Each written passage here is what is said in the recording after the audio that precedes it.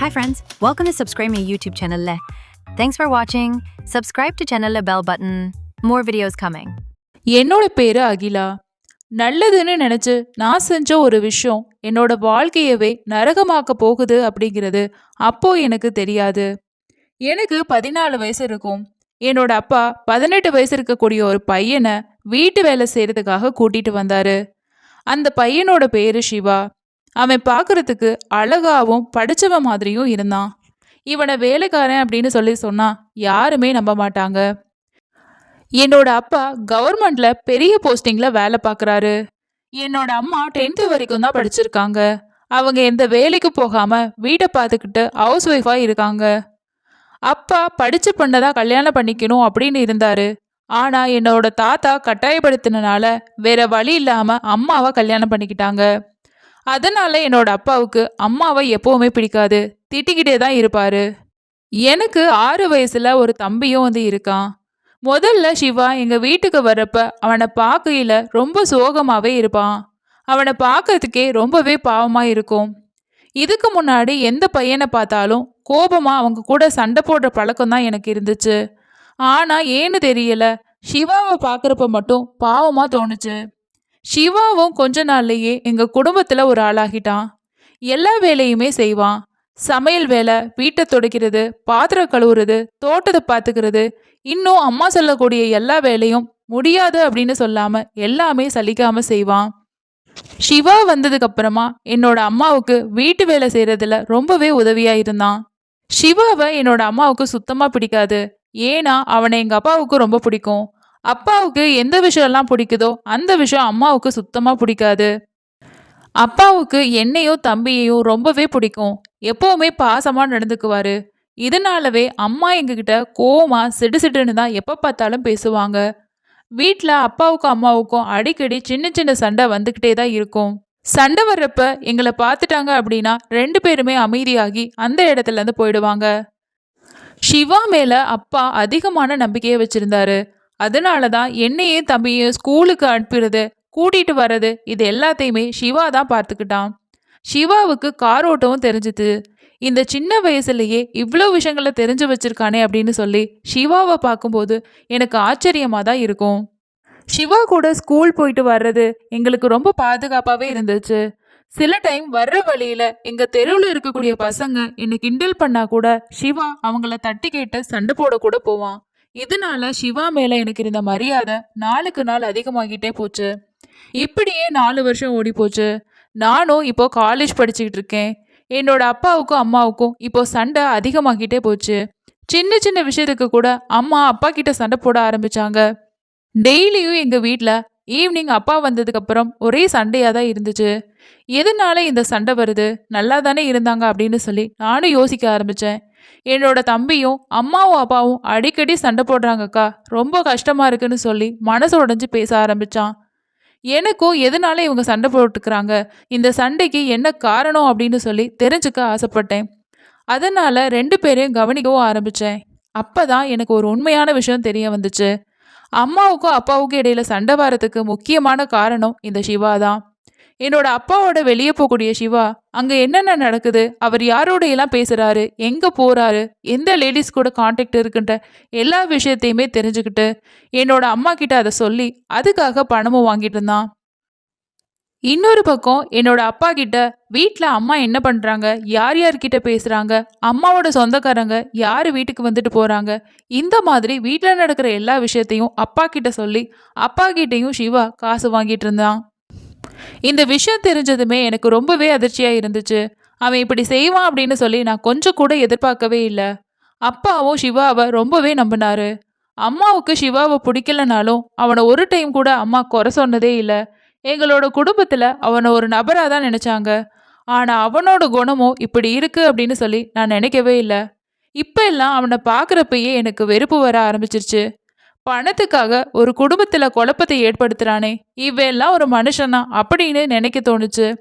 இதை பத்தி நான் அப்பா கிட்ட சொன்னா கூட அவர் அதை நம்ப மாட்டாரு.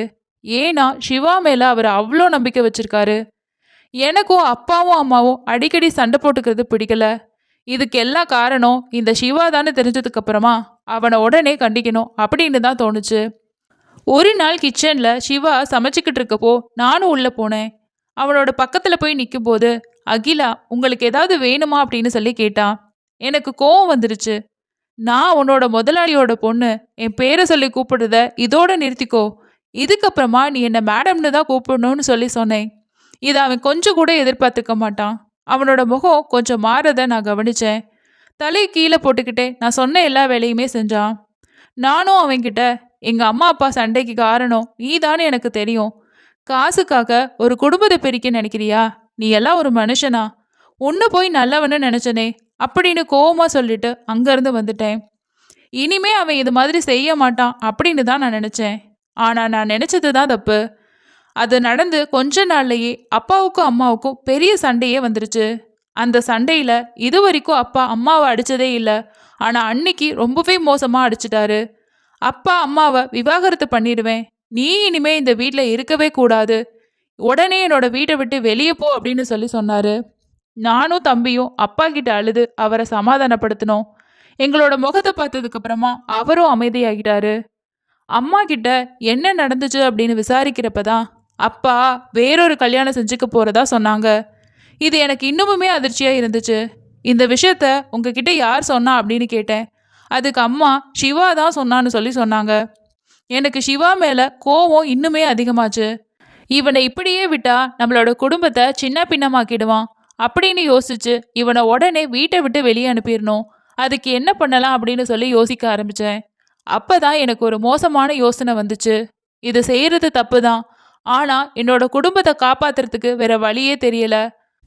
என்னோட அப்பாவும் அம்மாவும் பிரிஞ்சு போயிட்டாங்கன்னா நானும் என்னோட தம்பியும் என்ன ஆகும்? அதுக்கப்புறம் எங்களோட குடும்பம் என்ன ஆகும் அப்படின்னு யோசிக்கும் போதே இந்த விஷயத்த செய்யறதுனால வரக்கூடிய விளைவு பெருசா எனக்கு தெரியல. அதனால கிச்சன்ல வேலை பார்த்துட்டு இருந்த சிவா கிட்ட எனக்கு தலைவலியா இருக்கு, ஒரு காஃபி போட்டு என்னோட ரூம்க்கு எடுத்துட்டு வா அப்படின்னு சொல்லிட்டு என்னோட ரூம்க்கு போனேன். அவனும் கொஞ்ச நேரத்துல வேலையை முடிச்சுட்டு காஃபி போட்டு எடுத்துட்டு வந்தான். காஃபியை உள்ள இருக்கக்கூடிய டேபிள்ல வச்சுட்டு போ அப்படின்னு சொல்லி சொன்னேன். அவன் ரூம்குள்ள வந்து அந்த டேபிள்ல காஃபியை வைக்கிற நேரத்துல நான் ரூமோட கதவை உள்பக்கமா பூட்டிக்கிட்டேன். ரூமை லாக் பண்ற சவுண்ட் கேட்டதுமே பயந்து போயிட்டு சிவா அப்படியே நின்றுட்டு இருந்தான். இதுதான் சரியான டைம் அப்படின்னு சொல்லி என்னோட ட்ரெஸ் எல்லாம் கிழிக்க ஆரம்பிச்சிட்டேன். இதை அவன் கொஞ்சம் கூட எதிர்பார்க்கவே இல்லை. பதட்டமா என்னையே பார்த்துட்டு இருந்தான். துணியை கிழிச்ச அடுத்த நிமிஷமே நான் சத்தம் போட ஆரம்பிச்சேன். என்னோட சத்தத்தை கேட்டு பக்கத்து ரூம்ல இருந்த அப்பாவும் அம்மாவும் என்ன ஆச்சு மகளுக்கு அப்படின்னு சொல்லி ஓடி வர ஆரம்பிச்சாங்க. அப்பதான் இந்த சிவா என்கிட்ட தப்பா நடக்க முயற்சி பண்ணான் அப்படின்னு சொல்லி அப்பா கிட்ட கத்தி கதிர ஆரம்பிச்சேன். இதை கேட்டதுமே அப்பாவுக்கு ரொம்பவே கோவம் வந்துருச்சு. சிவாவை அங்கேயே போட்டு பயங்கரமா அடிக்க ஆரம்பிச்சாரு. சிவாவும் நான் அப்படி எதுவுமே பண்ணல முதலாளி, என்னை விட்டுருங்க, அந்த அம்மா பொய் சொல்றாங்க அப்படின்னு சொல்லி எவ்வளவோ சொன்னான். ஆனா அப்பா கேட்காம சிவாவை ரொம்பவே அடிக்க ஆரம்பிச்சாரு. உன்னையெல்லாம் சும்மாவே விடக்கூடாது. பாவத்துக்கு வேலைக்கு உன்னை வீட்டில் வச்சிருந்தா என்னோட பொண்ணு மேலேயே கை வைக்கிறியா? உன்னையெல்லாம் சும்மாவே விடக்கூடாது, உன்னை போலீஸில் பிடிச்சி கொடுக்கணும்னு அப்பா சொன்னாரு. அதுக்கு சிவா, முதலாளி இன்னைக்கு நீங்கள் என்ன வேணா தண்டனை வேணாலும் கொடுங்க, ஆனால் போலீஸில் மட்டும் என்னை பிடிச்சி கொடுத்துடாதீங்க, விட்டுருங்க அப்படின்னு சொல்லி எவ்வளவோ கெஞ்சி பார்த்தான். ஆனால் அப்பா அவனை விடுற மாதிரி இல்லை. அம்மா கிட்ட சொல்லி பக்கத்து ரூம்ல இருந்த கொஞ்சம் நகையும் பணத்தையும் ஒரு பேக்ல போட்டு எடுத்துட்டு வர சொல்லி அப்பா அவனோட கையில கொடுத்து வீட்டில இருந்து பணத்தையும் நகையும் திருடி போறதுக்கு முயற்சி பண்ணா. நாங்க கையும் களவுமா அவனை பிடிச்சிட்டோம் அப்படின்னு சொல்லி போலீஸ் கிட்ட அவனை ஹேண்ட் ஓவர் பண்ணிட்டாங்க. போலீஸும் அவனை அரெஸ்ட் பண்ணி அங்கிருந்து கூட்டிட்டு போயிட்டாங்க. தன்னோட பொண்ணு கிட்ட தப்பா நடக்க பார்த்தான் அப்படின்னு சொல்லி போலீஸ்க்கு தெரிஞ்சா வெளியில அசிங்கமா போயிரும்னு சொல்லிட்டு அப்பா பணத்தை திருட முயற்சி பண்ணான். அதனாலதான் நான் உங்ககிட்ட பிடிச்சு கொடுக்குறேன்னு சொல்லி கேஸை மாத்தி விட்டாரு. நான் செஞ்ச விஷயம் யாருக்குமே சந்தேகத்தை ஏற்படுத்தல. சிவாவையும் திருடுனா அப்படின்னு சொல்லிட்டு 6 மாசம் ஜெயிலுக்கு அனுப்பிட்டாங்க. அதுக்கப்புறமா எங்க வீட்டுல வேலை பார்க்கறதுக்காக 50 வயசு இருக்கக்கூடிய ரேவதி அப்படிங்கிற ஒரு அம்மாவை அப்பா கூட்டிட்டு வந்தாரு. அவங்க ரொம்ப பாசமாவும் அன்பாவும் எங்ககிட்ட நடந்துக்கிட்டாங்க. சிவா வீட்டுல இருந்து போனதுக்கு அப்புறமா என்னோட அப்பாவுக்கும் அம்மாவுக்கும் சண்டை வர்றதே இல்லை. இதை நினைச்சு நான் ரொம்பவே சந்தோஷமா இருந்தேன். முன்ன மாதிரி இல்லாம என்னோட அப்பாவும் அம்மா கிட்ட நல்ல விதமா நடந்துக்க ஆரம்பிச்சாரு. இப்படியே எங்களோட வாழ்க்கை ரொம்பவே சந்தோஷமா போய்கிட்டு இருந்துச்சு. 2 வருஷம் கழிச்சு எனக்கு காலேஜ் முடிஞ்சு வீட்டில் மாப்பிள்ளை பார்க்க ஆரம்பிச்சாங்க. எங்களோட ஸ்டேட்டஸ்க்கு ஏத்த மாதிரி ஒரு வரனும் கிடைச்சது. மாப்பிள்ளையோட பேரு அகிலன். எங்க 2 பேரோட பேர் பொருத்தமே பிரமாதமா இருக்குன்னு சொல்லி அப்பா ரொம்பவே சந்தோஷப்பட்டாங்க. அவரோட போட்டோவை பார்த்ததுமே எங்க ஃபேமிலியில எல்லாருக்குமே ரொம்பவே பிடிச்சு போச்சு. அவரும் கவர்மெண்ட்ல பெரிய போஸ்டிங்ல வேலை பார்க்குறாரு. ரெண்டு வீட்லேயும் பேசி நிச்சயதார்த்தமும் முடிஞ்சிச்சு.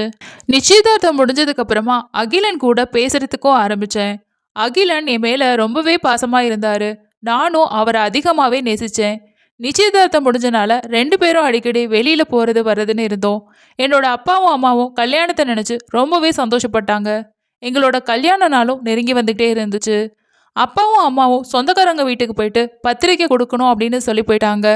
இன்னும் கல்யாணத்துக்கு ஒரு 15 நாள் மட்டும்தான் இருக்கு.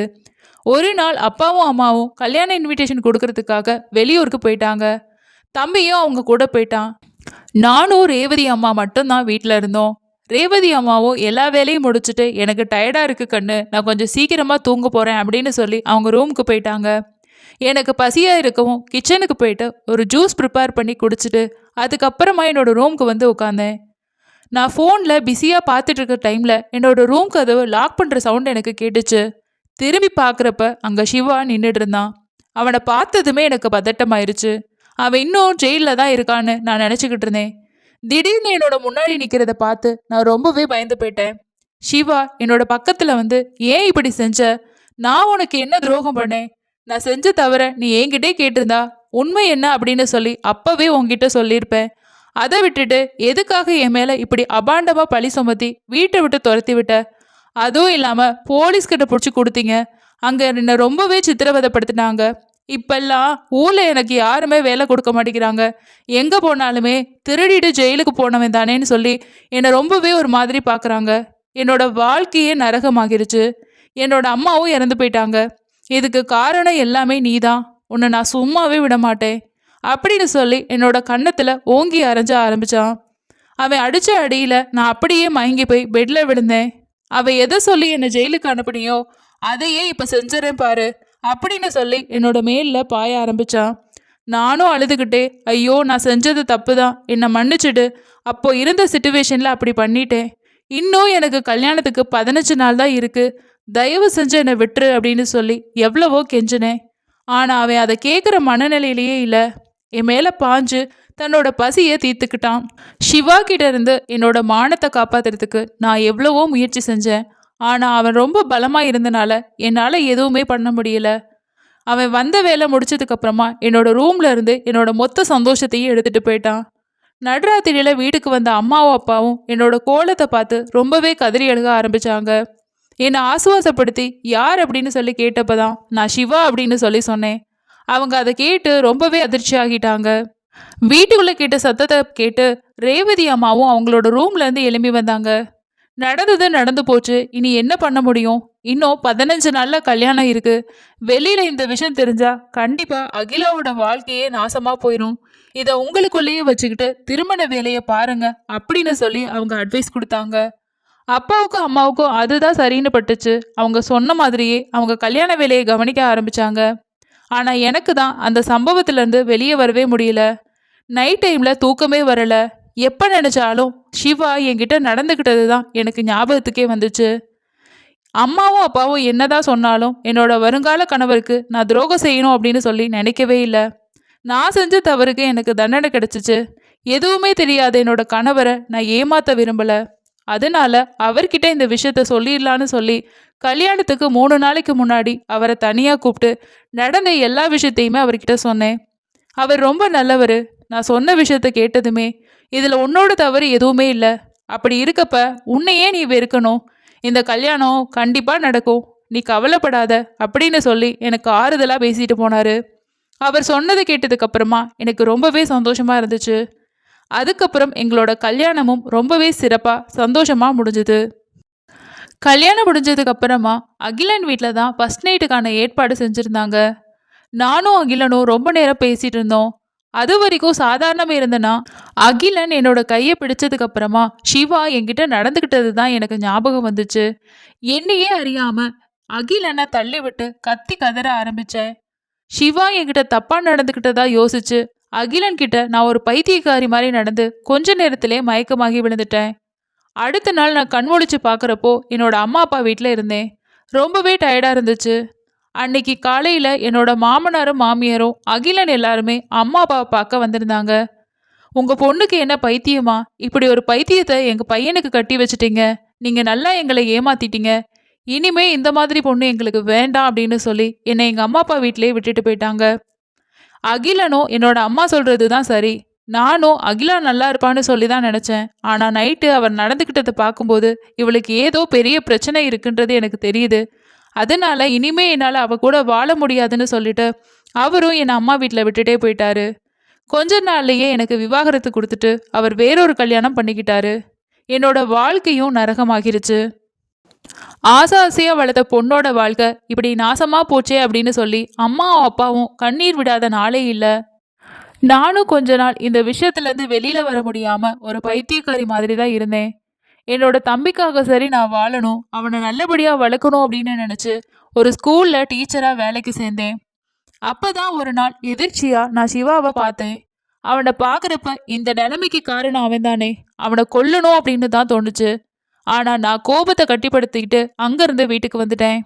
நான் வீட்டுக்கு வந்த கொஞ்ச நேரத்திலேயே வீட்டோட கதவு தட்டுற சத்தம் கேட்டுச்சு. திறந்து பார்த்தா அங்க சிவா நின்றுகிட்டு இருந்தான். அவன் அங்க நின்று அழுதுகிட்டே கையை கூப்பி என்னை மன்னிச்சிடுங்க, உங்களோட இந்த நிலைமைக்கு காரணம் நான் தான். உன்கிட்ட நான் அன்னைக்கு தவறா நடந்துக்கிட்டது எவ்வளோ பெரிய தப்பு அப்படிங்கிறது எனக்கு அதுக்கப்புறம் தான் புரிஞ்சிச்சு. ஒவ்வொரு நாள் நைட்டுமே எனக்கு நிம்மதியான தூக்கமே இல்லை. ஓ மேலேயும் தவறுக்கு. உங்க வீட்டில் இருந்தப்போ எந்த விஷயமா இருந்தாலும் என்கிட்ட நீ வெளிப்படையா கேட்டிருந்தா எல்லாத்தையுமே நான் சொல்லியிருப்பேன். வீட்டை விட்டு நீ வெளியே போன்னு சொல்லியிருந்தா கூட அடுத்த நிமிஷமே கூட நான் வெளியே போயிருப்பேன். ஆனா இப்படி அபாண்டமா என் பேல பழிய சுமத்தி என்னோட வாழ்க்கையை கெடுத்துட்ட. நான் முதல்ல உங்க அப்பாவை ஒரு ஹாஸ்பிட்டல்ல தான் பார்த்தேன். என்னோட அம்மாவுக்கு கேன்சர் இருக்கு. அவங்க வைத்தியத்துக்காக பணமும் தேவைப்பட்டுச்சு. உன்னோட அப்பா கிட்ட நான் உதவி கேட்டேன். அதுக்கு அவரு என்னோட வீட்டில் நீ வேலை செஞ்சா உனக்கு சம்பளம் தரேன், சம்மதம்னா என் கூட வா அப்படின்னு சொன்னாரு. நானும் காசு கிடைச்சா பரவாயில்ல அப்படின்னு சொல்லி உங்க வீட்டுக்கு வர சம்மதிச்சேன். இதுக்கிடையில என்னோட அம்மாவுக்கு மருந்து மாத்திரை வாங்குறதுக்கு உன்னோட அம்மா கிட்ட பணம் கேட்டேன். ஆனா அதுக்கு அவங்க உன்னோட அப்பா எங்க போறாரு, என்ன வராரு, யார்கிட்ட பேசுறாரு, என்னென்னலாம் பண்றாருன்னு சொல்லி நீ என்கிட்ட வந்து சொன்னா அதுக்கு நான் காசு தரேன்னு சொன்னாங்க. நானும் வேற வழி இல்லாம உன்னோட அப்பா என்ன செஞ்சாலுமே உன்னோட அம்மா கிட்ட வந்து சொல்லுவேன். எனக்கு இது தப்புதான்னு தெரியுது. ஆனாலும் இதை விட்டா எனக்கு வேற வழியே தெரியல. ஒரு நாள் நான் உன்னோட அப்பாவை பத்தி அம்மா கிட்ட சொன்னப்போ உங்க வீட்டில் பயங்கரமான சண்டை வந்துச்சு. அதை பார்த்ததுமே நான் முடிவு பண்ணிட்டேன். இனிமே என்ன நடந்தாலும் நான் இந்த விஷயத்த திருப்பி பண்ணவே கூடாது அப்படின்னு நான் நினைச்சேன். ஆனா நீ தான் ரொம்ப அவசரப்பட்டு என் மேல பழி சுமத்தி என்னை ஜெயிலுக்கு அனுப்பிட்ட. நான் ஜெயிலுக்கு போனதுக்கு அப்புறமா என்னோட அம்மாவுக்கு ட்ரீட்மெண்ட் பார்க்க முடியாம அவங்களும் இறந்து போயிட்டாங்க. நான் அம்மா மேல ரொம்பவே பாசம் வச்சிருந்தேன். அவங்க இறந்தது கூட பரவாயில்ல. ஆனா அவங்கள அடக்கம் பண்ணும்போது அவங்க ஒரு அனாதை பிணமா அடக்கம் செய்யப்பட்டாங்க.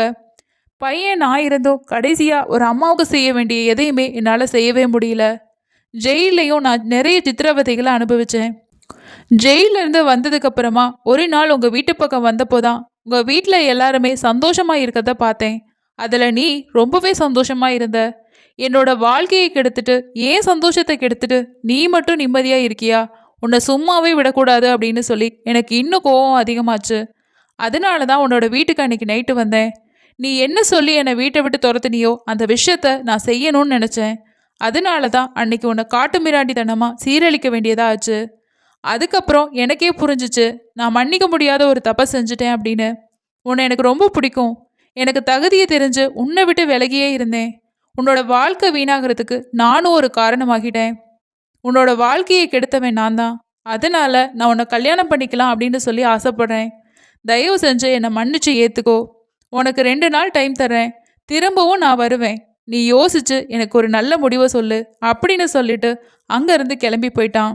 சிவா போனதுக்கு அப்புறமா நானும் யோசிக்க ஆரம்பித்தேன். நாமளும் கொஞ்சம் அவசரப்பட்டுக்க கூடாது, பொறுமையாக எடுத்து சொல்லி அவனை வீட்டில இருந்து அனுப்பியிருக்கலாம். அதுக்கு பதிலாக நாம் இப்படி அவனோட வாழ்க்கையில் விளையாண்டது தான் இன்னைக்கு நம்மளோட வாழ்க்கை இப்படி ஆகிருச்சே அப்படின்னு யோசிச்சுக்கிட்டே சோஃபாவில் உட்காந்துருந்தேன். சிவா வீட்டுக்கு வந்த டைமில் ரேவதி அம்மா மட்டும்தான் இருந்தாங்க. சிவா சொன்ன ஒவ்வொரு விஷயத்தையுமே அவங்க கேட்டுட்டு என்னோட பக்கத்தில் வந்து உட்காந்து பேச ஆரம்பிச்சாங்க. அகிலா, நான் சொல்றத கேளு. அவன் செஞ்சது தப்பு தான், உன்னோட வாழ்க்கையே சீரழிச்சிட்டான். ஆனா நீ செஞ்சது அதுக்கு மேல இருக்கக்கூடிய ஒரு பாவம்.